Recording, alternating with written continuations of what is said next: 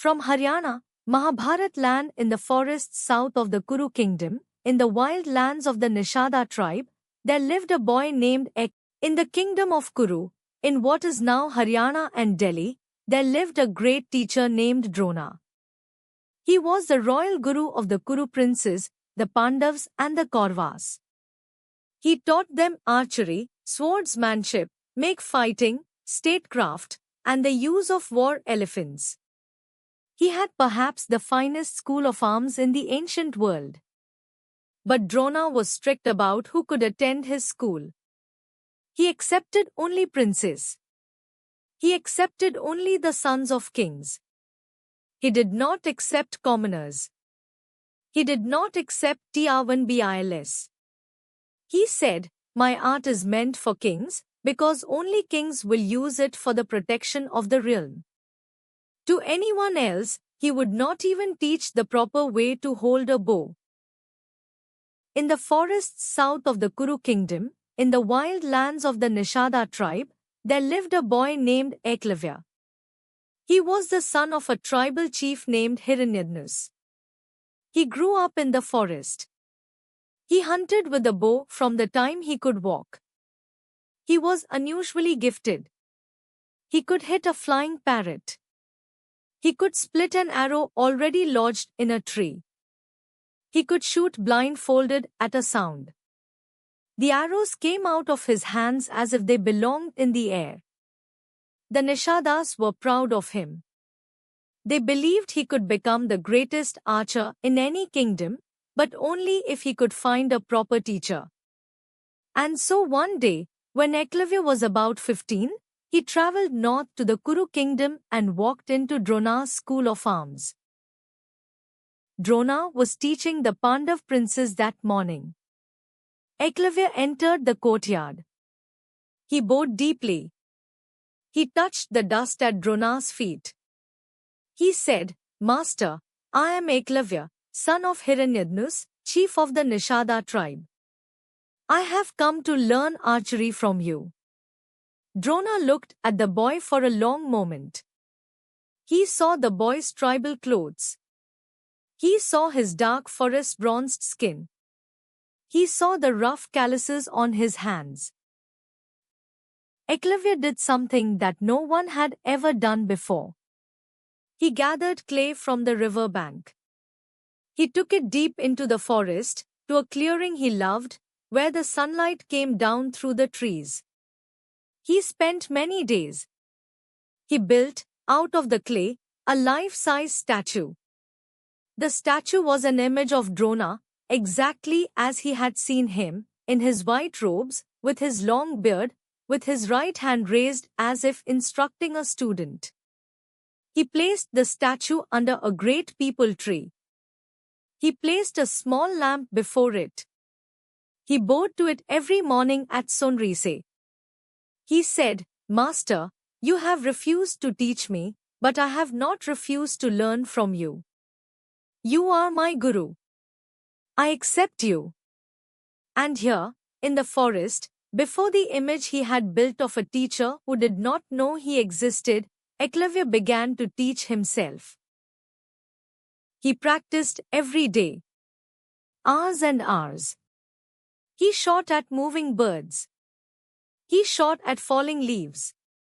He shot at a single drop of dew. He went into deeper and deeper layers of concentration. He shot from horseback. He shot from a running stride. He shot upward into trees. He shot blindfolded. He hit everything. And, in the way of these old stories, his clay teacher seemed to be teaching him. Whatever Drona had taught the Kuru princes, Eklavya, somehow, by faith alone, was being taught at the same time. Within 3 years, the boy in the forest had become a better archer than any of the royal students in Drona's school. He did not know this. He was not competing with anyone. He was only practicing because it was the only thing he wanted to do. One afternoon, the Kuru princes were hunting in the forest near Eklavya's village. Arjuna, the third Pandav, who was Drona's favorite student, the supposed best archer of his generation, was leading the hunt. They had a hunting dog. The dog ran ahead. The dog began to bark at something in the woods. The barking went on and on. It was annoying. The dog ran back to the princes, still barking, but the moment it appeared, every prince stopped. The dog's mouth was filled with arrows. 7 arrows, in fact, fired so precisely that they had filled the dog's open mouth without harming the dog. The dog was still alive. It was wagging its tail. It was only unable to bark. The princes looked at the arrows in disbelief. No one could shoot like that. No one alive. Arjuna himself, the great Arjuna, could not shoot like that. They followed the path the dog had come from. They came to a clearing. They found Eklavya sitting under a peepal tree, with a bow in his hand and a quiver beside him. Behind him was a clay statue of Drona, with flowers laid before it. Drona was sent for. He came to the clearing. He looked at the statue. He looked at the boy. He recognized Eklavya at once. He asked, "Who is your teacher?" Eklavya bowed to him and said, "You are, master. You have always been. I have practiced for 3 years before this statue of you." Drona looked at Arjuna. Arjuna looked at Drona. Drona understood, in that moment, that he had a problem. Drona had once made a promise to Arjuna, long ago. He had promised him that no archer in the world would surpass him. Drona had also promised every student of his that he would charge a Guru Dakshina, a teacher's fee, at the end of training. And so Drona did a terrible thing. He said to Eklavya, "My son, you have called me your teacher for 3 years. Then I will accept that. And I will ask of you a teacher's fee." Eklavya looked up, eager. He said, "Master, anything. What do you want? I will give it." Drona said, "I want the thumb of your right hand." Eklavya did not understand at first. He thought he had misheard. Drona repeated himself. Eklavya looked at his right hand. He looked at his bow. He looked at the statue of his teacher. He understood what would happen to his archery without his thumb.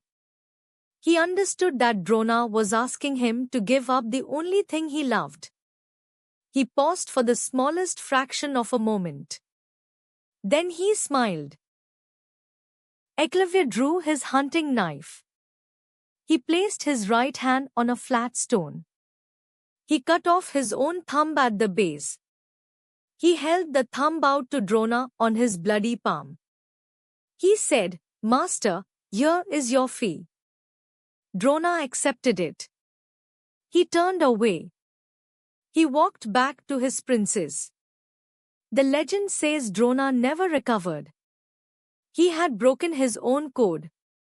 He had used a sacred custom, Guru Dakshina, to ruin a boy who had asked nothing of him. He had bowed to politics instead of truth. Arjuna went on to become the most famous archer in the Mahabharata, in part because the only person who had ever exceeded him had given away his shooting hand. Eklavya went back to his village. He could no longer hold a bow the same way. He invented other ways. He learned to shoot with his other fingers, awkwardly, more slowly. He did not forgive Drona. He did not blame him either. He continued to bow to the clay statue every morning. Because the teacher he had imagined, he said, was a better teacher than the one who had come into his forest. And we tell this story today, 3,000 years later, partly to honor a tribal boy from Haryana, and partly to ask, very gently, every teacher we will ever know, do not ask a student to give you their thumb. Tomorrow's story comes from another corner of India. Subscribe to walk with us through the folklore of every region in your language.